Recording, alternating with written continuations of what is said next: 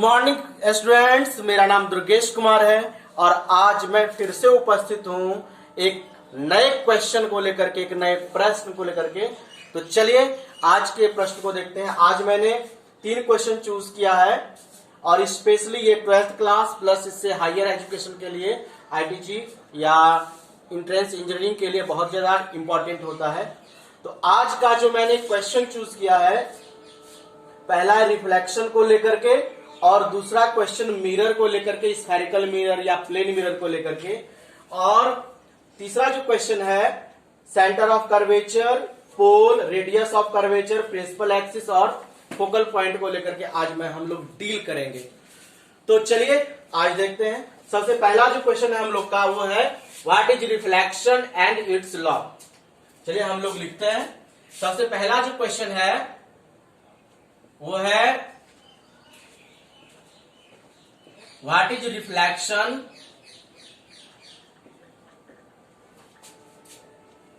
And it's law.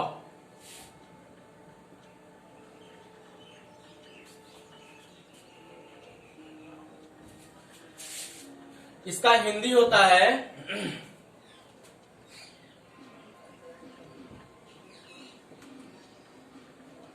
परावर्तन क्या है तथा इसके नियम को लिखें। और मैं एक विशेष बात बताना चाहता हूं, हम लोग आज एक स्पेशल प्रैक्टिकल भी करेंगे और उसमें ये जानेंगे कि दो आईने को, दो मिरर को किसी एंगल पर हम लोग रखते हैं तो उसके बीच में किसी वस्तु को रखा जाता है तो उससे कितना इमेज बनेगा, कितना उसका फोटो बनेगा।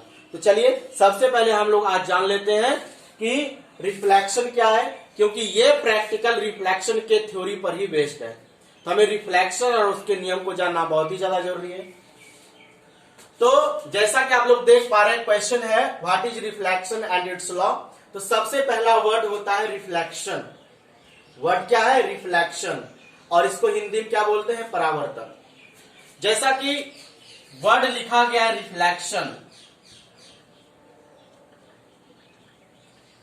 और इसको हिंदी में हम लोग बोलते हैं परावर्तन। अगर हम लोग प्रैक्टिकली देखें तो रिफ्लेक्शन का मतलब होता है लौट जाना। ध्यान रहे, मैंने कहा रिफ्लेक्शन का मतलब क्या होता है? लौटना, मतलब रिटर्न होना। रिटर्न होने का मतलब क्या होता है कि अगर आप मार्केट गए और मार्केट में अगर आपका काम नहीं हुआ तो मार्केट से ही आप लौट जाएंगे अपने घर। तो आप गए तो यहां से मार्केट, लेकिन मार्केट में अगर आपका काम नहीं हुआ तो आप वहां से क्या करेंगे? लौट जाएंगे। तो आपका लौट जाना क्या कहलाता है? रिफ्लेक्शन, परावर्तन। तो ऐसी ही घटना प्रकाश के साथ भी होती है। तो प्रकाश को लौटाने के लिए सबसे ज्यादा जरूरी है परावर्तक सतह, रिफ्लेक्टेड सरफेस होना जरूरी है। तो प्रकाश को जैसे ही हम लोग रिफ्लेक्टेड सरफेस पर डालेंगे तो वो वहां से क्या होती है? लौट जाती है। जैसा कि हम लोग देखते हैं इस फिगर में, जैसे कि एक हम लोग मिरर ले लेते हैं, प्लेन मिरर, एक समतल दर्पण जिसे हम लोग कहते हैं, और इसका नीचे वाला पार्ट जो है पॉलिश्ड किया है, ऊपर का पार्ट चमकीला है, मतलब रिफ्लेक्टेड है। तो अगर हम लोग यहां पर इस तरह से लाइट को डालेंगे तो लाइट को डालने पर क्या होता है? ये जो लाइट आ रही है इसको हम लोग बोलते हैं इंसिडेंट रे। इंसिडेंट रे बोलते हैं। इसको हिंदी में बोलते हैं आपतित किरण। इसको क्या बोलते हैं? आपतित किरण। और इसके बीच में जिस जगह पर ये आती है वहां पर एक अभिलंब बनता है, और ये इंडिविजुअल होता है, वो दिखता नहीं है। तो यहां पर क्या होता है कि ये अभिलंब बनता है, नॉर्मल बनता है। और नॉर्मल बनने के बाद क्या होती है कि लाइट जो ये आई, ये इंसिडेंट रे मतलब प्रकाश जो आई यहां से आने के बाद क्या होती है, यहां से ये रिफ्लेक्ट कर जाती है, क्योंकि नीचे का पोर्शन तो पेंट किया हुआ रहता है, तो यहां से क्या होगी, ये रिफ्लेक्ट कर जाएगी। तो लाइट इस तरह से आती है और ये रिफ्लेक्ट करती है, इसी को हम लोग बोलते हैं प्रकाश का लौट जाना। ये क्या हुआ, प्रकाश का लौटना। लौटिए, क्योंकि यहां पर नीचे जो है पॉलिश्ड किया हुआ एरिया है, तो इसलिए ये क्या हुआ, लौट गई, मतलब इसका रिफ्लेक्शन हुआ।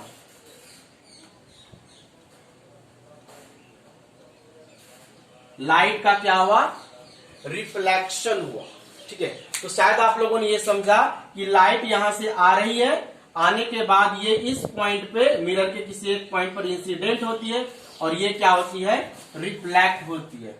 और अगर ध्यान से देखें, ये बीच वाला जो लाइन है वो क्या होता है कि वो मिरर के साथ मिलकर के 90 डिग्री का एंगल बनाता है, वो परपेंडिकुलर होता है उस मिरर के, इस मिरर के परपेंडिकुलर होता है। तो अगर ध्यान से देखें आप, तो ये इंसिडेंट रे और ये नॉर्मल मतलब अभिलंब, इस दोनों के बीच एक कोण बन रहा है, यहां से लेकर के इस दोनों के बीच एक कोण बन रहा है, इस कोण को हम लोग आई से दिखाते हैं। और ये रिफ्लेक्टेड रे मतलब परावर्तित किरण और ये अभिलंब, इस दोनों के बीच एक कोण बन रहा है और इसे हम लोग आर से दिखाते हैं। तो इस एंगल को कहा जाता है angle of incidence, angle of incidence, और इसको बोला जाता है एंगल ऑफ रिफ्लेक्शन। मतलब इसको हिंदी में बोलते हैं आपतन कोण और इससे हम लोग बोलते हैं परावर्तन कोण। तो लाइट का ये थ्योरी है कि जब कोई अनट्रांसपेरेंट ऑब्जेक्ट होगा, मतलब अपारदर्शी वस्तु, तो उससे लाइट क्या होगी, टकरा करके लौट जाएगी। तो इसे हम लोग बोलते हैं रिफ्लेक्शन। तो चलिए हम लोग इसका डेफिनेशन लिखते हैं। तो आप लोग एक काम करें, वीडियो को पॉज करके आप नोट कर लें। तो चलिए हम लोग इसका लॉ लिखते हैं और पहले इसका डेफिनेशन लिखते हैं। मैं इसको मिटा दूं।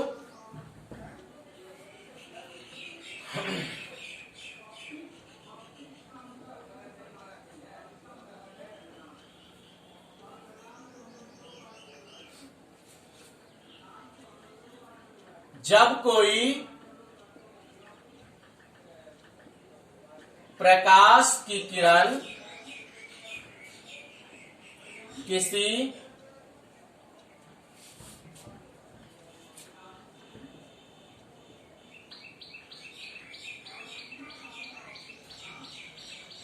रिफ्लेक्टेड सरफेस मतलब परावर्तक सतह पर पड़ती है, तो ये लौट जाती है। प्रकाश के इस लौटने की घटना को क्या कहते हैं, लौटने की घटना को क्या कहते हैं, परावर्तन कहते हैं, परावर्तन कहते हैं। तो लाइट क्या होती है, लाइट इंसिडेंट होती है और वो रिफ्लेक्ट हो जाती है। तो इसका हम लोग इंग्लिश में ये बोल सकते हैं, when light ray incident on any untransparent object, then light reflect in it are called, its reflection are called reflection of light.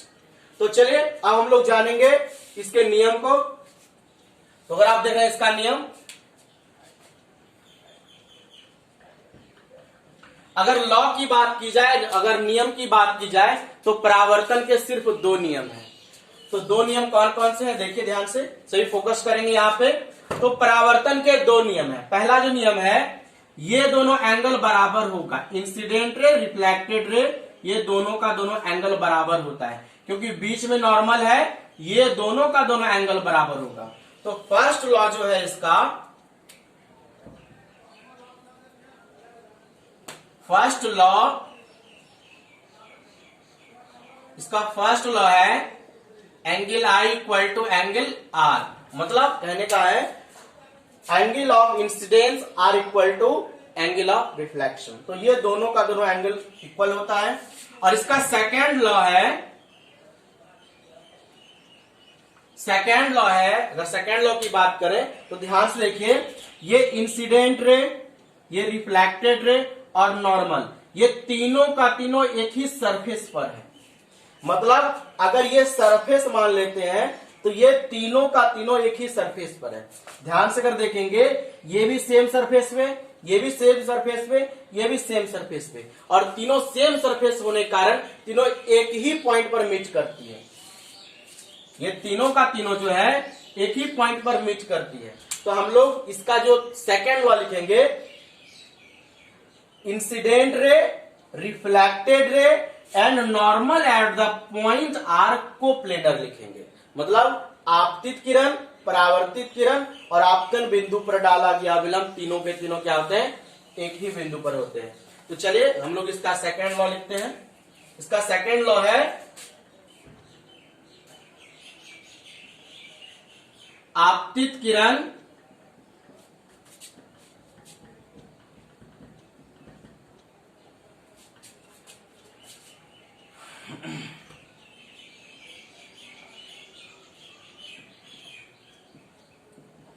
परावर्तित किरण तथा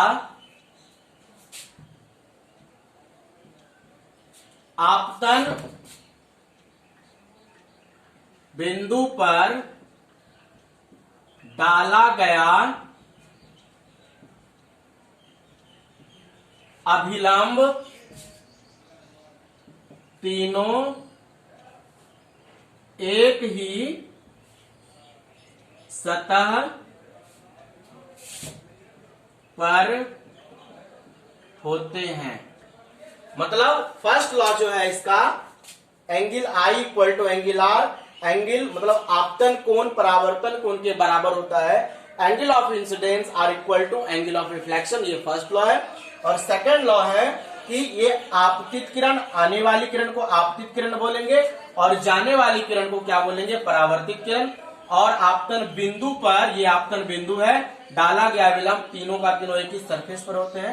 तो वही लिखा गया है, आपतित किरण, परावर्तित किरण तथा आपतन बिंदु पर डाला गया विलंब तीनों के तीनों एक ही सतह पर होते हैं। इसे हम लोग इंग्लिश में ऐसे बोल सकते हैं, incident ray, reflected ray and normal at the point are coplanar. Incident ray, reflected ray and normal at the point are coplanar. तो ये तो मैंने आपको बताया, रिफ्लेक्शन मतलब प्रकाश का लौट जाना, और उसका नियम मैंने बताया। चलिए एक और मैं बात बताना चाहता हूं, स्पेशली रिफ्लेक्शन के टाइप्स कितने होते हैं, मतलब कितने तरह के रिफ्लेक्शन होते हैं।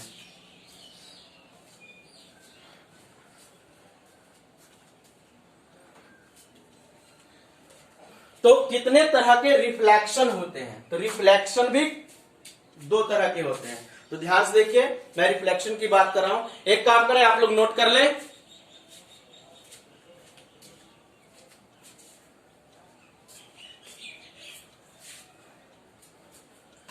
चलिए मैं मिटा दूं इसे, आप लोगों ने नोट कर लिया। ध्यान रहे, वीडियो को पॉज करके आप लोग नोट कर सकते हैं। तो चलिए हम लोग जानते हैं कि रिफ्लेक्शन के कितने टाइप्स होते हैं।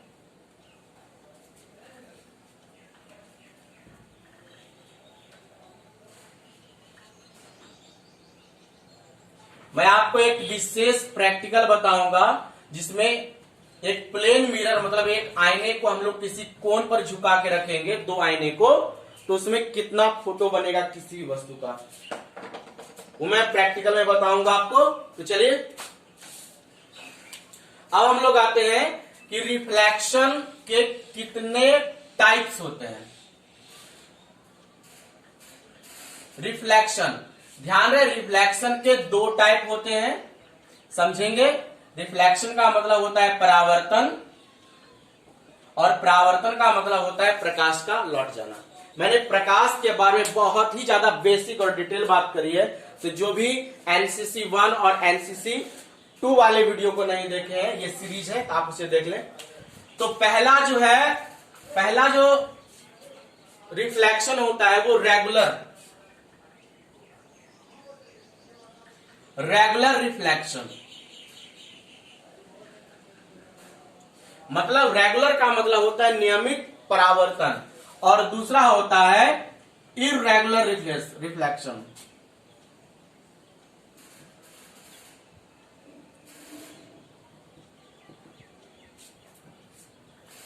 रेगुलर रिफ्लेक्शन और इर्रेगुलर रिफ्लेक्शन, मतलब इसका हिंदी होता है नियमित परावर्तन,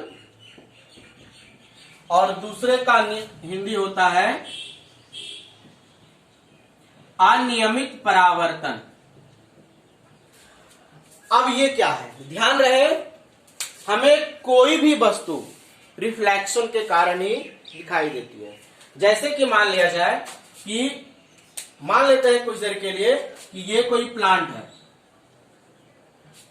और इस प्लांट में सबसे खास बात क्या है कि यहां पर अगर हम लोग हैं इस जगह पे, अगर हम लोग यहां पे खड़े हैं और अपनी आंखों से कैसे देख पा रहे हैं, क्योंकि होता क्या है कि ऊपर से क्या आता है, लाइट आता है सूर्य का, और सूर्य का लाइट आने के बाद यहां से रिफ्लेक्ट होकर के हमारी आंखों तक जाता है, और जिसके कारण हमें यहां से सूर्य की लाइट आई या कोई भी लाइट आई और हमारी आंखों पर पड़ती है तो क्या होती है, हमें वो वस्तु दिखाई देती है। लेकिन हम लोग आईने में देखते हैं, आईने में हम लोग कुछ इस तरह से देखते हैं कि ये कोई मिरर है, और मिरर होने की वजह से जो है यहां पर अगर हम लोग लाइट को डालेंगे, यहां पर अगर हम लोग लाइट को डालेंगे तो यहां से क्या होगी, लाइट रिफ्लेक्ट हो जाएगी। अब एक खास बात आपको ये थोड़ा सा दिक्कत हो रहा होगा समझने में कि इसमें भी लाइट रिफ्लेक्ट होती है और यहां से भी लाइट रिफ्लेक्ट होती है। इसमें और इसमें खास बात क्या है, इसमें खास बात क्या है कि ये जो मिरर है, ये जो आईना है, ये लगभग 99% लाइट को रिफ्लेक्ट करती है। एक आईना लगभग 99% लाइट को, मतलब कि 99% मैक्सिमम ये लाइट को रिफ्लेक्ट कर देती है, और मैक्सिमम लाइट रिफ्लेक्ट करने की वजह से हमें अपना फेस या किसी वस्तु का फेस दिख जाता है।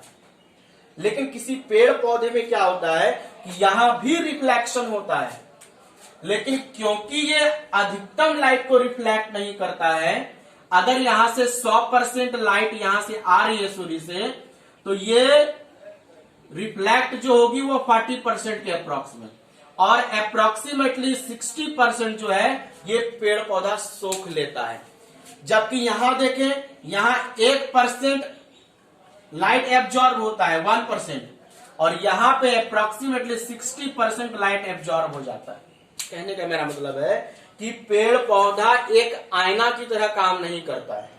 पेड़ पौधा क्या करता है, अधिकतम लाइट को रिफ्लेक्ट ये नहीं करता है, ये अधिकतम लाइट को ये सोख लेता है, और पेड़ पौधा के अधिकतम लाइट को सोखने की वजह से ये हमें, हमारा फेस किसी पेड़ पौधे में नहीं दिखता है, बस पेड़ पौधे का आकार दिखता है। और इसीलिए कारण दोनों में रिफ्लेक्शन होने का कारण यही है, दोनों में रिफ्लेक्शन, यहां भी रिफ्लेक्शन और यहां भी रिफ्लेक्शन। अगर हम लोग पेड़ पौधे को किसी आईने से बना दें, किसी आईने से बनाएंगे तो ये क्या होगा, ये पूरा का पूरा लाइट रिफ्लेक्ट करेगा, और उस पेड़ पौधे में भी हमारा फेस नजर आ जाएगा। तो मेरा कहने का मतलब है हमारी आंखें रिफ्लेक्शन के थ्योरी पर काम करती है, मतलब जो भी लाइट रिफ्लेक्ट हुई वो सिग्नल बना करके हमारे ब्रेन के ऑक्यूपिटल लॉब्स में वो भेजती है और वो उसे दिखाता है।